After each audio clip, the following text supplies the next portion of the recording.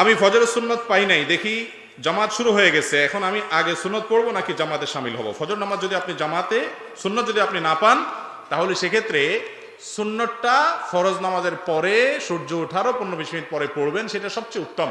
তবে ফজরের জামাত চলাকালীন সময়ে যদি আপনি দ্বিতীয় রাকাত পাওয়ার সম্ভাবনা থাকে, তাহলে সেক্ষেত্রে হানাফি মাযহাব অনুযায়ী আপনি সুন্নত পড়ে শামিল হতে পারেন। সেক্ষেত্রেও মসজিদে যেখানে জামাত হচ্ছে একেবারে ঠিক ওখানে কাতারের আশেপাশে দাঁড়াদাঁড়ি করা এটা অনুচিত, কারণ সেটা জামাতের শানের সাথে যায় না। যদি পড়তে হয়, অনেক সালাফ থেকে বর্ণিত আছে, একটু বাইরে হয়তো বারান্দায় বা উপরে নিচে অন্য কোথাও পড়ে আপনি শামিল হলেন। তবে অনেক উলামায়ে কেরাম সেটাও নিষেধ করেছেন, কারণ হাদিসে আসছে ইযা উকিমাতিস সালাহ ফালা সালাতা ইল্লাল মাকতুবা, যখন নামাজের একামত শুরু হয় তখন ফরজ ছাড়া আর কোনো নামাজ পড়া জায়েজ নাই।